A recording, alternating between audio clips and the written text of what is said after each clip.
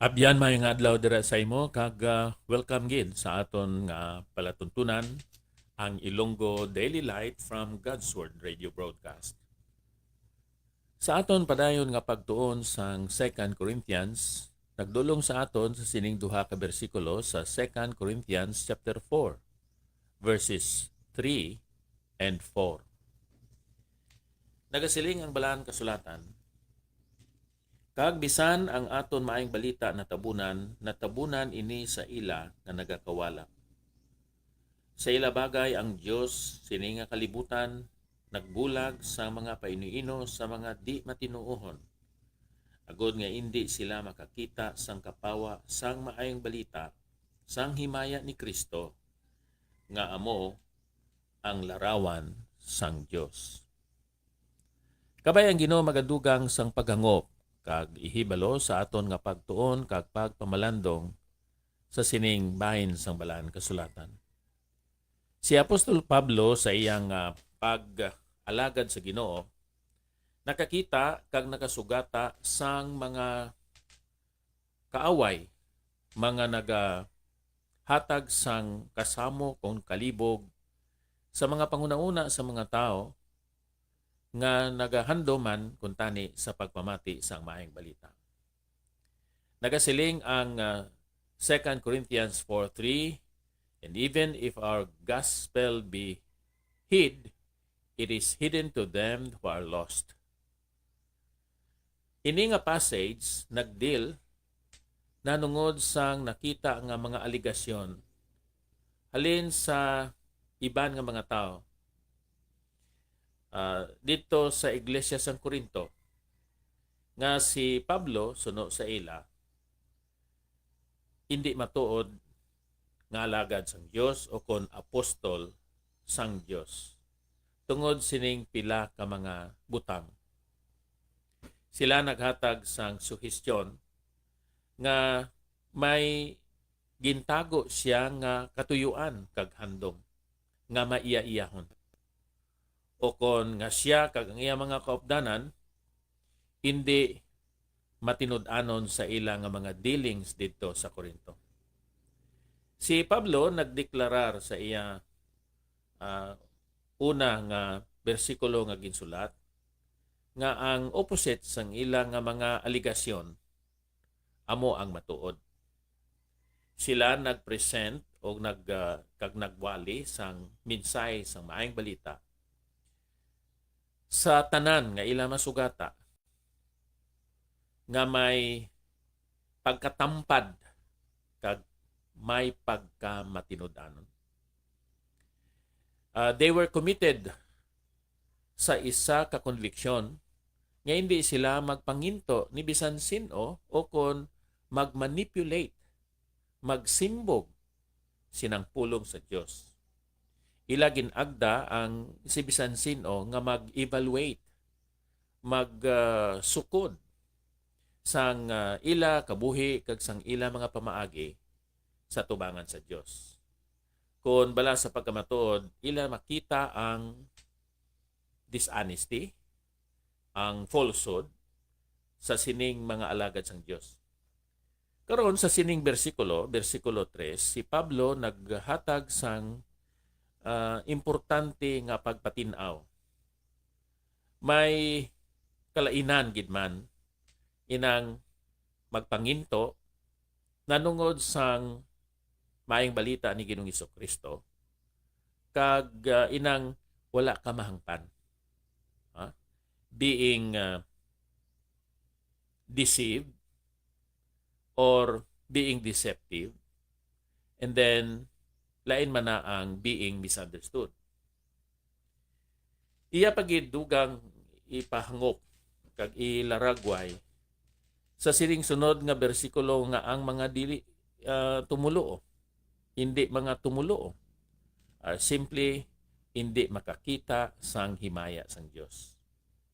Nga amo sina tungod kay ang ilang nga mga panghuna-una ginpatiga sang sala. Some people are lost because their minds are hardened by sin.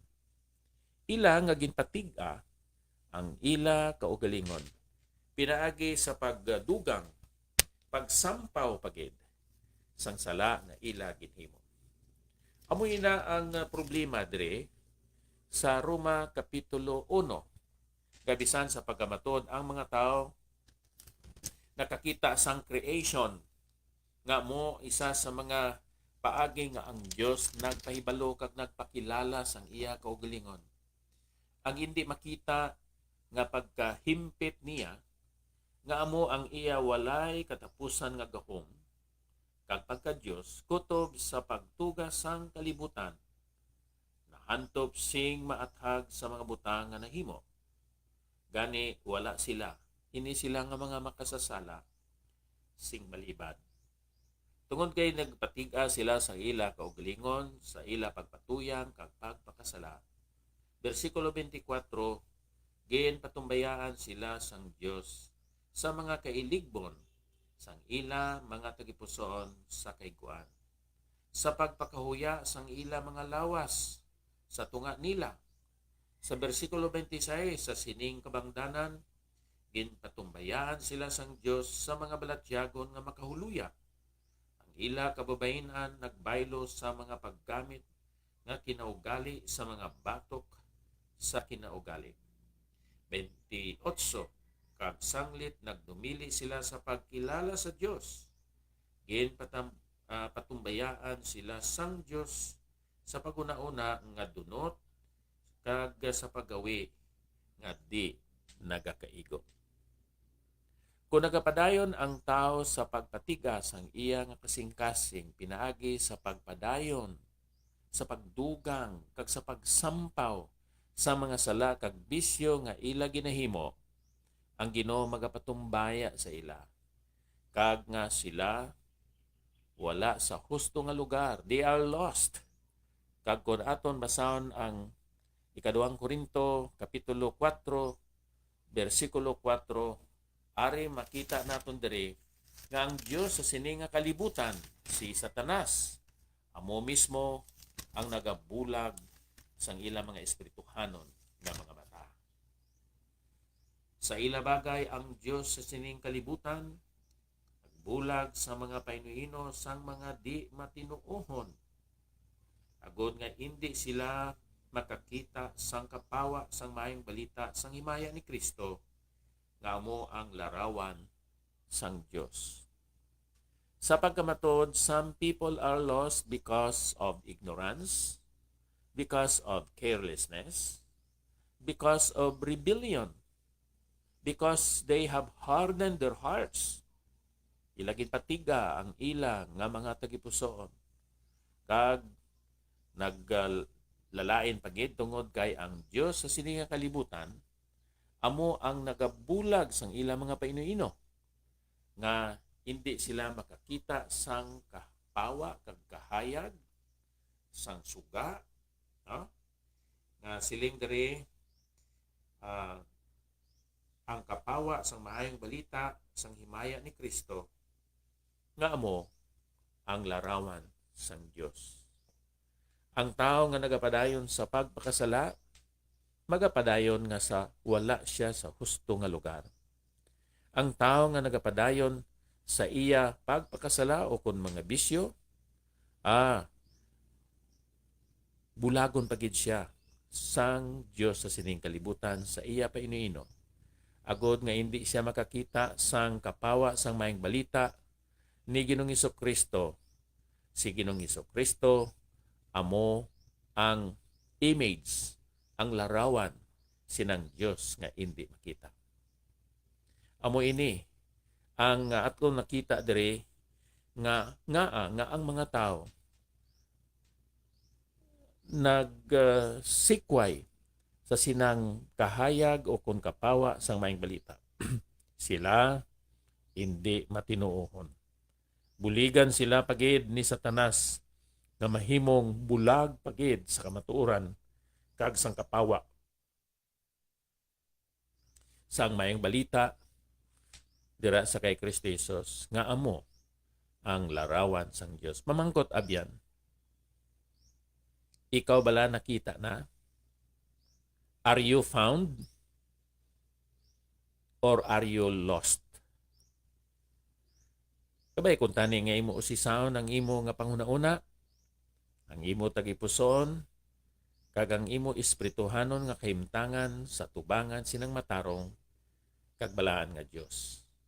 Ang balaan nga kasulatan, ang Biblia, dagaya sa mga kamatuuran, ka mga pagtulunan, kung paano ikaw, subo nga makasasala, makadangop sa iya, nga magahatag sa imo sang kabuhi, sang kaluwasan, sang kasiguruhan, kagaligunan sa imo nga kahimtangan karon. Kag imo man masiguro, imo man may baluan ang imo padulungan sa tapos sang kamatayon o kung sa panahon nga magabalik si Ginoong Hesus sa pagsabnit, sa pagkuha sang mga tumuloon niya.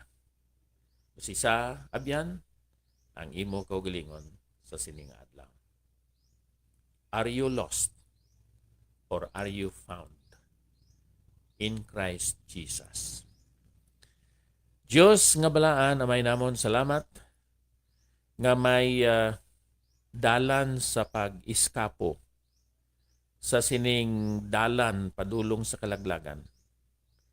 Kag ining dalan sa deliverance kag kaluwasan amo si Ginoong Hesus.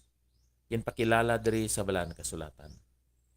Ginawali, ginatudlo, pinaagi sa mga pagpalapnag sa mayang balita, sa mga istasyonan sa radyo, sa telebisyon, sa mga ginbalhag nga mga balasahon, kag bisan pa sa face-to-face nga pagsugata kapag istorya sang imo mga katawhan, sang imo mga alagad. Amon ginatugyan ini tanan sa ngalan ni Ginoong Hesukristo nga amon maluluwas. Kabay pa. Nairel, salamat gid sa imo nga pag-replay sa sining aton segment karon. Akon karon nga mga pag-greet sa kay Samuel Tiad, sa kay Ting Idkila, kag sa kay Susi Novero. Madamo gid nga salamat. May God bless us all. Thank you. No greater love is known, no greater